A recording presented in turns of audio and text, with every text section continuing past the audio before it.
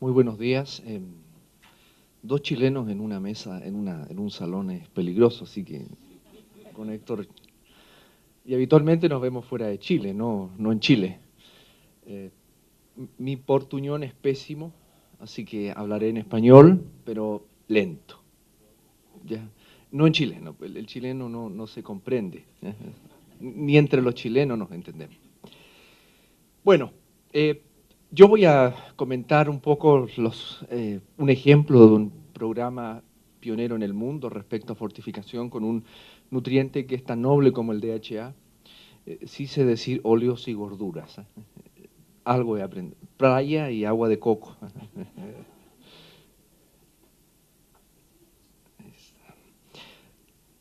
Sin duda que la alimentación y la nutrición son temas controversiales. No porque investigar o trabajar en ese tema sea controversial, sino que porque todas las personas, de una u otra forma, sabemos algo sobre alimentación y nutrición. Por ejemplo, está de moda todo el tema de la dieta paleolítica. Esa es una dieta que es muy interesante desde el punto de vista de un programa de la National Geographic, pero ninguno de los que está aquí presentes tiene 8 horas al día por lo menos para dedicarse a recolectar alimentos. Entonces hablamos de una alimentación saludable, variada, balanceada, suficiente, pero la dieta occidental, nuestra zona geográfica, hoy en día es cuestionada por algunos componentes dentro de los alimentos, por la ingesta de algunos de estos. Ya hay países donde se ha comenzado a poner logos, semáforos y otra serie de cosas. ¿Y por qué? Porque nuestra evolución, nuestro genotipo ahorrador, hoy nos presenta el Homo sapiens obesus obesus, la enfermedad de la opulencia. Muchos de los que están aquí en su infancia no conocieron los supermercados, los supermarkets. No había el acceso a alimentos que hoy hay. Es decir, el beneficio del desarrollo científico y tecnológico a veces genera problemas. Y tenemos entonces a sujetos con exceso de calorías, sedentario. Ya diversas publicaciones nos vienen indicando que el moverse poco, el no tener actividad física, el sedentarismo es peor que una mala alimentación. Es decir, esto va de la mano entre alimentación y ejercicio, pero este exceso de energía oculta déficit de nutrientes, entre ellos calcio y vitamina D, y los nobles ácidos grasos poliinsaturados de cadena larga omega 3, entre ellos el DHA. ¿Y por qué? Porque nos centramos en los factores determinantes de la salud, el medio ambiente, la dieta, la genética, nuestra herencia. Hay personas que hacen esfuerzos gigantescos por bajar de peso y por Dios que les cuesta. Esa es la herencia que se recibe de los padres y no se puede renunciar a esa herencia. Y también los servicios de salud. Podemos modificar unas más que otras y la ciencia ha ido avanzando hacia allá. ¿Y por qué? Porque nosotros evolucionamos en función de lo que nuestros ancestros se alimentaron. Muy pocas personas saben que nuestros ancestros producían vitamina C, pero que el dejar de sintetizar vitamina C fue clave para que ocurrieran procesos de oxidorreducción y el cerebro humano creciera. Porque todos diríamos, la vitamina C es un antioxidante, ¿por qué la dejamos de sintetizar? Porque favoreció el crecimiento del cerebro, optimizó los sistemas de síntesis de ATP en todas nuestras células. Por lo tanto, una buena alimentación está asociada a la salud y a la supervivencia de nuestra especie y una mala alimentación a la enfermedad y a la muerte. Pero como hoy la cortina del sobrepeso y la obesidad es lo que impera, se nos olvida que nuestros ancestros siempre fueron carroñeros. Muy avanzada la evolución se transformaron en cazadores-agricultores. Había un déficit de nutrientes importantísimo, particularmente de energía, temerosos, pasaban hambre parte importante del año. ¿Y cuál fue la gracia del ser humano? Que evolucionó para comer prácticamente de todo. ¿Qué animal en el planeta Tierra puede comer lo que come un ser humano? Ninguno. Ninguno. El cerdo, el pork, es el que más se acerca a nosotros, pero nosotros estamos diseñados para comer prácticamente de todo, desde una leguminosa hasta un sabroso trozo de queso. ¿Y por qué? Porque ¿qué nos interesó siempre? ¿Qué le interesó a nuestra especie sin saberlo? Desarrollar el cerebro humano. Entre otras cosas para liberar este dedo. El movimiento de pinza, que para nosotros es algo tan básico, los otros mamíferos no lo pueden hacer. No pueden hacer ese movimiento. Y fue clave para ello un ácido graso al que yo me he dedicado bastantes años, que es el DHA. Pero nuestra especie, estas son imágenes de hace poco más de 50 años, estuvo expuesta y sigue estando expuesta al problema de la desnutrición.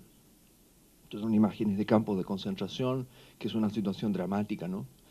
Pero si uno revisa la historia reciente, las noticias del día a día, esto sigue ocurriendo. Sigue ocurriendo esta realidad. Quizá ya no en Europa Occidental, pero basta mirar algunos países de Sudamérica, África del Norte, y vamos a encontrar situaciones parecidas. Viejas láminas, investigaciones en Chile que centraban inicialmente la investigación en qué ocurría cuando había desnutrición calórico-proteica en el crecimiento de un animal. Animales de misma edad, pero simplemente con déficit de nutrientes. Y esto que son imágenes del doctor Fernando Monkever, los dispensarios de leche. Héctor Cori se ríe porque él era niño cuando ocurrían estas cosas. Se iniciaban los programas de entrega de alimentos. ¿Y por qué? Porque nuestro país, Chile, era un país muy pobre. No había desdicha más grande para un niño que nacer en Chile. El Servicio Nacional de Salud se crea el año 1952. A mí no me está funcionando. A ver, no sé cómo se... Si usted me ayuda con Se crea el año 1952 y paralelamente surge la industria lechera. Tan cuestionada la pobre leche hoy en día. Si no fuese por la leche, los niños chilenos seguirían siendo desnutridos probablemente. Porque la realidad del país era dramática, pero si ustedes ven esta línea de tiempo, sistemáticamente se fueron desarrollando productos fortificados. Así era Chile el año 1950. Era uno de los países más atrasados de Latinoamérica, la gente era muy delgada, vivía en lo que nosotros llamamos rucas, trozos de madera, un invierno frío, un verano caluroso, el niño o fallecía por problemas respiratorios en el invierno o por diarrea en el verano. Así vivía una familia chilena promedio. Y esto había que cambiarlo, porque si no el país no tenía destino. Niños de la misma edad, un niño bien nutrido y un niño desnutrido. Esta es una realidad que sigue ocurriendo en América Latina. Basta darse una vuelta en distintas zonas de nuestros países y esto sigue ocurriendo. Por eso digo que la cortina de la obesidad nos ha hecho olvidar este problema. En que el efecto más simple, lamentablemente esto fue portada de la revista Science.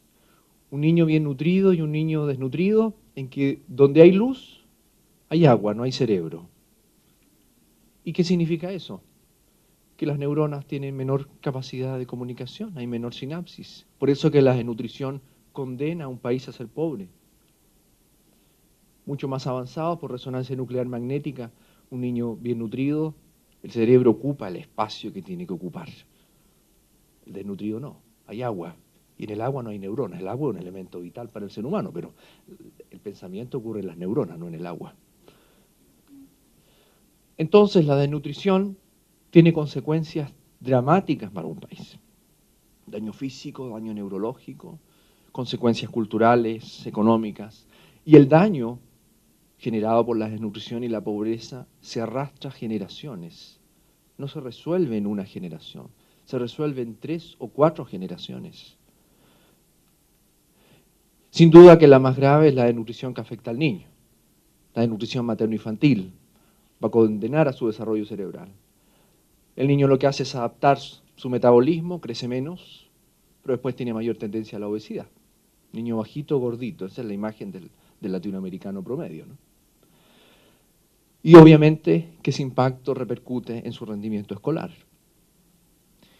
Por lo tanto, se inicia el año 1975 un programa masivo decidido a derrotar la desnutrición, que abarcó desde el programa del control de niños sanos entre los 0 y 5 años de edad, el control del embarazo, el acceso a los hospitales, programas de jardines infantiles, atención a los niños desnutridos, etc.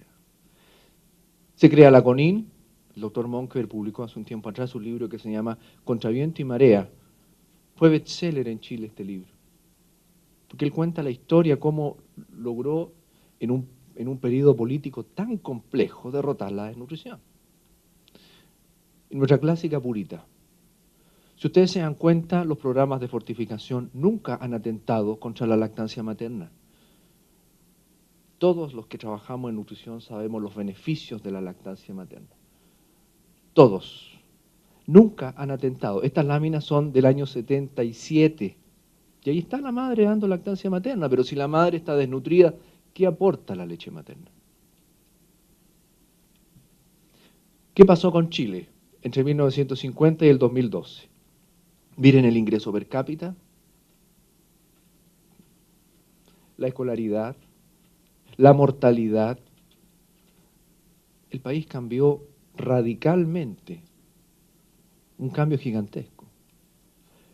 En la medida en que la desnutrición y el déficit de talla fue disminuyendo, aumentó el ingreso per cápita. Obviamente que esto motivado por programas de controles médicos, acceso a leche. En la medida que había mayor control, mayor retiro de leche. Aumentó, obviamente, el consumo per cápita de leche en la población chilena. ¿Y qué significó? Miren cómo la desnutrición prácticamente dejó de ser un problema de salud pública.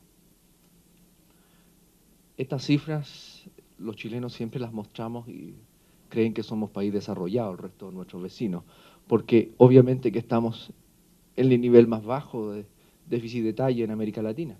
Vean lo que ocurre con el resto del continente. Lo mismo con el déficit de bajo peso. Cómo en la medida que la nutrición del país mejoró, aumentó la talla. Y obviamente que esto repercutió directamente en disminuir la pobreza. No se puede disminuir la pobreza si la población no tiene cómo alimentarse. Este es un clásico cómic chileno, Condorito. Pequeño, medio pechoño, así, tendencia a ser gordito, ¿no? Obeso. Acá está hoy el Condorito más moderno, ¿no? Y surgieron entonces programas de fortificación, leche fortificada con hierro, zinc, cobre, vitamina C. Se comenzó a disminuir el aporte energético en base a grasa, pero no se elimina la grasa. Programas para los niños desnutridos que van quedando. Y aparece la joya que tenemos hoy en día, que es Purita Mamá. Una bebida láctea en que se incorpora DHA. Ahí está. Es una bebida láctea de acceso universal. Mi mujer está embarazada. Yo soy el papá, ¿no? Mellizos, twins, 2 bebés, 2 niños. Y ella consume todos los días este producto porque es un producto universal. No es un producto que está separado por nivel socioeconómico. Ella va todos los meses, tenemos muy cerca de la casa un servicio público de salud, lo retira y lo consume. ¿Ya? Obviamente que yo publicito el producto, ¿no? ¿Y por qué? ¿Por qué hacer una bebida láctea con DHA? ¿Por qué el Estado de Chile decidió hacer esto? El clásico trabajo de George y Mildred Burr del año 1929 que demostró que las grasas servían para algo. Hasta esa época se consideraban que las grasas eran un elemento decorativo de la dieta, que no servían para nada. Pero ellos se dieron cuenta que cuando las ratas no tenían grasa, tenían un déficit de crecimiento y se alteraba la piel, emaciación y una mayor mortalidad. Y más avanzado el tiempo, como en la medida que se desarrolló la cromatografía, se identificó este ácido graso, el DHA. Ralph Hoffman en la década del 60, Nicolas Bazin en la década del 70, junto a Joel, lo identificaron en el cerebro humano. Y este ácido graso, conocido como cervónico, que es altamente insaturado, que tiene un muy bajo punto de fusión, que se concentra en las membranas celulares, especialmente en las membranas del tejido nervioso, forma parte de los omega 3. Ahí está su estructura, no es una estructura lineal, es más bien una espiral. Y aquí está la historia. Desde el año 29 en adelante, faltan muchos investigadores ahí, pero se identificó el DHA en el cerebro humano y de ahí se inició todo un trabajo para estudiar su importancia en el metabolismo humano. Como latinoamericanos, Brenner, un investigador argentino, le negaron el Nobel por ser argentino. Nicolas Bazin, otro argentino, también le negaron el Nobel por ser argentino. Esperemos que tener algún Nobel de ciencia en unos años más. No sé si irá a ser chileno, pero argentino parece que no va a ser, ¿ya? Pero aquí se demostró que este ácido graso es fundamental para el ser humano, en el crecimiento, en el desarrollo, y hoy en día en que nuestra población está envejeciendo, en preservar las capacidades neurológicas. No en reparar lo dañado, en preservar. Tenemos la capacidad de sintetizarlo a partir de su precursor de 18 átomos de carbono, con una conversión que es baja. Los orígenes principalmente marino, el DHA, pero hoy en día lo podemos obtener a partir de microalgas, es decir, de origen vegetal. Y algo muy interesante, tiene un primo que es el araquidónico, que también se concentra en el tejido nervioso. Pero estos ácidos grasos no están estáticos en nuestro organismo, se metabolizan permanentemente y tienen un rol relevante en el control del sistema inmunológico, en el control de la inflamación. Por ejemplo, la leche materna aporta derivados del DHA, no solo DHA, se publicó recientemente un trabajo muy lindo, y en que lamentablemente cuando hay obesidad, el aporte de DHA es más bajo y de sus derivados en la leche materna es más bajo. Clave en este proceso la presencia de estas enzimas, las desaturasas. Pero cuando hay hígado graso, el metabolismo aún es más bajo. ¿Quién de aquí no conoce a alguna persona con esteatosis hepática? Durante la esteatosis hepática este metabolismo cae, la actividad de estas enzimas se reduce. En humanos, esto está demostrado en humanos.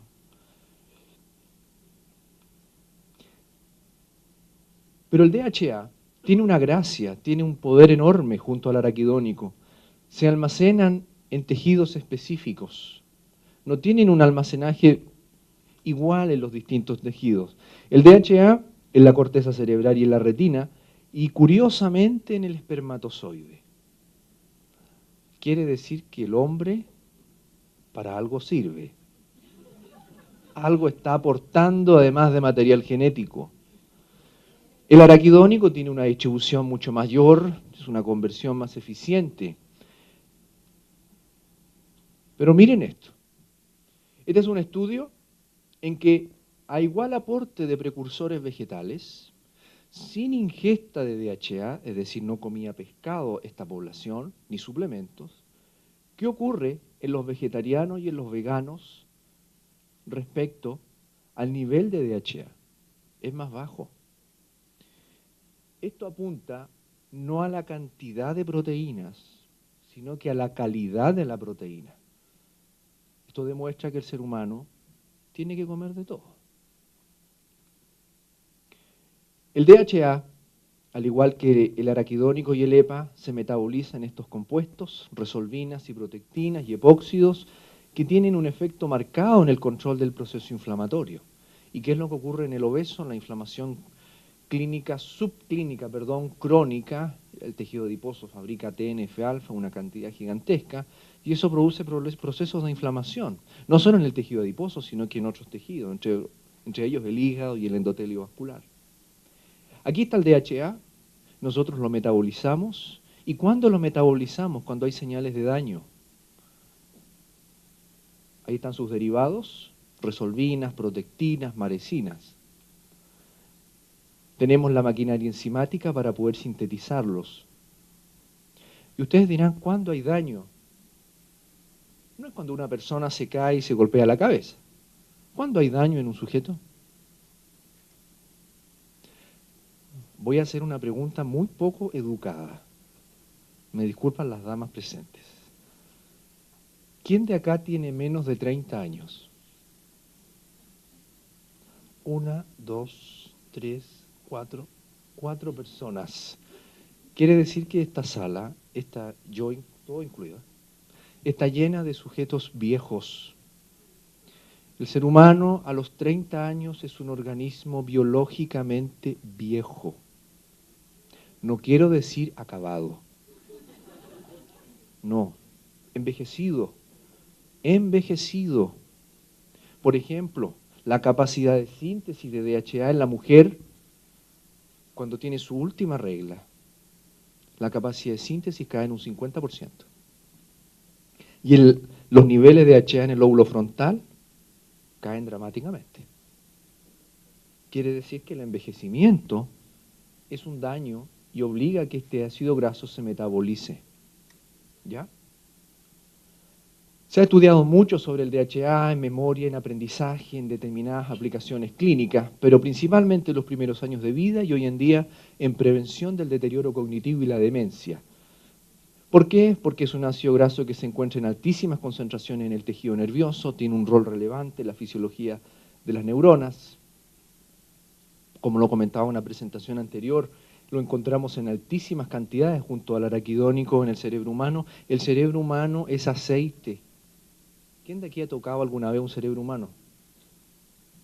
Es aceite. No tiene nada que ver, no voy a decir comer, no tiene nada que ver si alguien alguna vez comió sesos de animal. El cerebro humano es extremadamente aceitoso. Tiene una fluidez de membrana que es gigantesca. ¿Y qué ocurre en el traspaso? El DHA se traspasa de la madre al hijo en la vía intrauterina. Continúa durante la lactancia materna, pero es relevante el estado nutricional de la madre.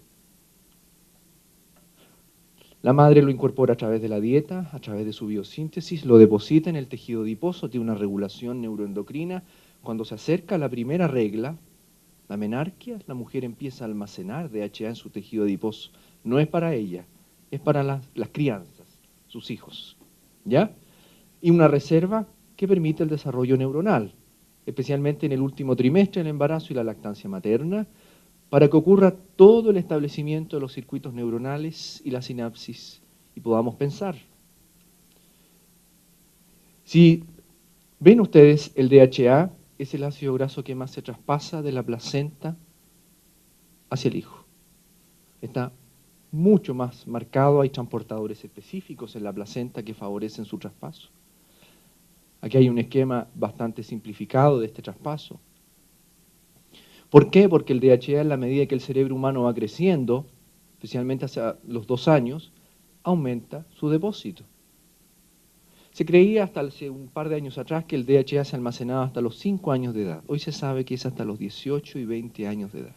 El máximo ocurre los primeros 3 años de vida, pero continúa. ¿Ya? Esta laminita, que es muy simple, muestra el nivel de DHA en plasma materno y tejido neonatal entre el primer y el tercer embarazo. Siempre se dice que el primer hijo es más inteligente que el resto. Yo no estoy diciendo esto con esta lámina. Simplemente lo que estoy diciendo es que las reservas se agotan. Por lo tanto, la mujer debe estar incorporando este nutriente en forma permanente. Además, en algunas poblaciones ocurren polimorfismos en que la actividad de las enzimas que fabrican DHA disminuye. Es por eso que este clásico trabajo de neozelandeses e ingleses en que veían algo complejo, que la lactancia materna no favorecía el desarrollo intelectual. No había mayor coeficiente intelectual. Hasta que descubrieron que había menos DHA en la leche materna y que las madres tenían un polimorfismo en que sintetizaban menos DHA. Al igual que el araquidónico, la principal fuente de DHA de la madre a la leche materna es su reserva, pero si su reserva es baja, el traspaso es bajo. La madre va a almacenar y va a transformar en gotitas de grasa láctea que se traspasan a la leche materna, vinculado principalmente en madre y hijo a un mejor estado metabólico y a un desarrollo intelectual. Sobre aprendizaje se ha hecho mucho en ratas, en ratitas, en primates y en seres humanos, pero hay un clásico trabajo que yo siempre lo cito, que es el Dolab, que tomó niños absolutamente sanos que tenían un problema, ser niños, mal rendimiento escolar, mala conducta, los profesores reclamaban que eran niños que le generaban problemas a ellos en la sala de clase, se les suplementó con 600 miligramos de DHA por 6 meses, se usó como placebo aceite de soya y miren ustedes el incremento en el puntaje en lectura. Y después publicó este mismo grupo que bajos niveles de DHA estaban asociados a menor rendimiento escolar y a mayor oposición a los padres y a los profesores. Pero se publica el 2013 el estudio de las 28 naciones, en que demostró lo siguiente: a mayores niveles de DHA en leche materna, mejor es el rendimiento en una prueba estandarizada de matemáticas.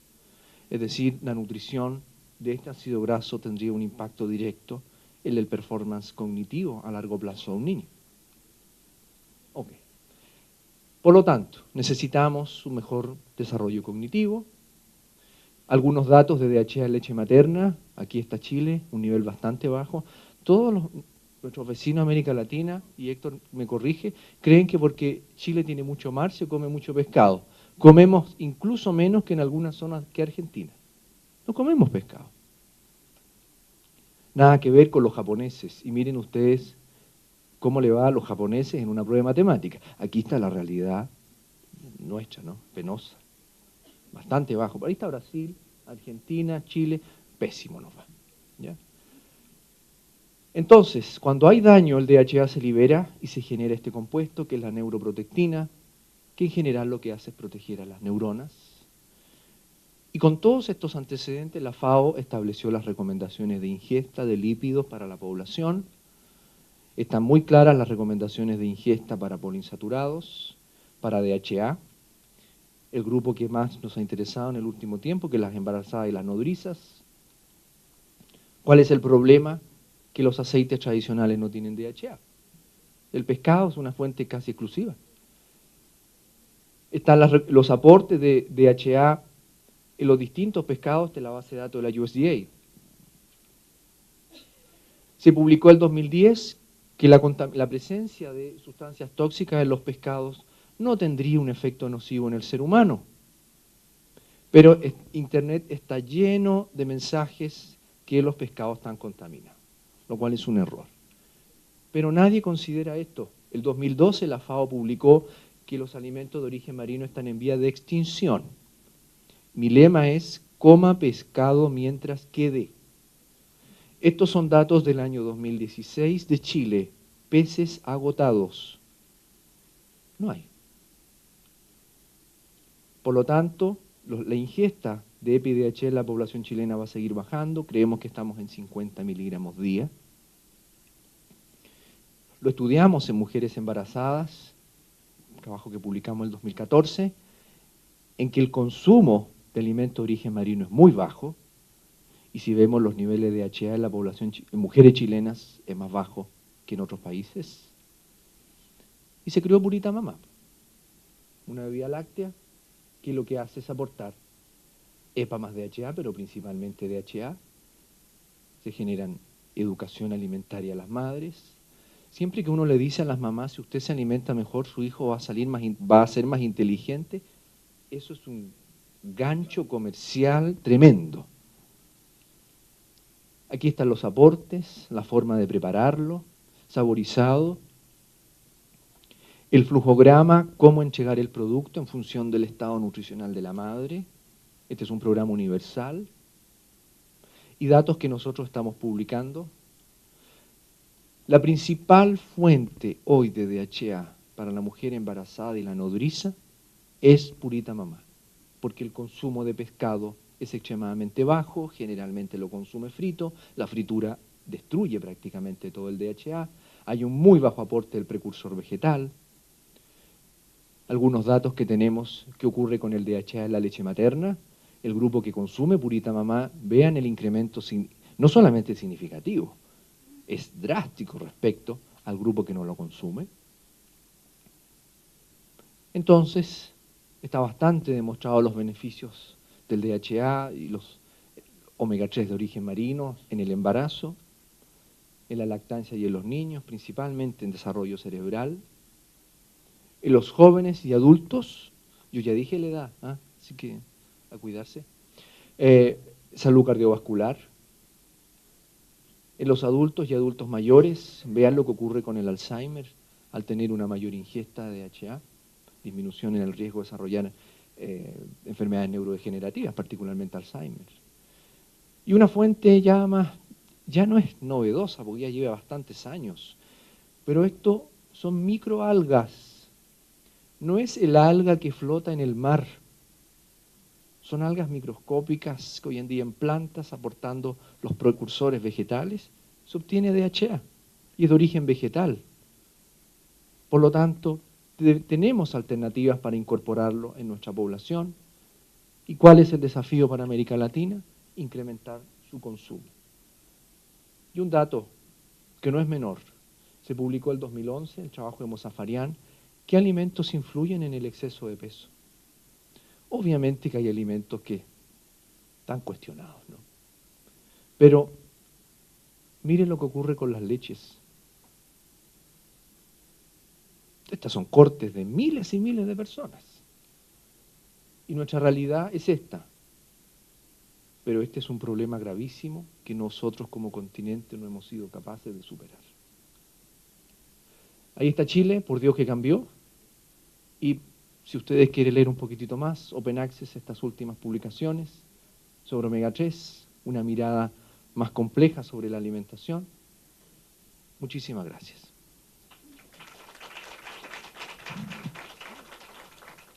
El PowerPoint queda, ¿no? Yo lo dejo para que lo puedan tener. Gracias, Rodrigo.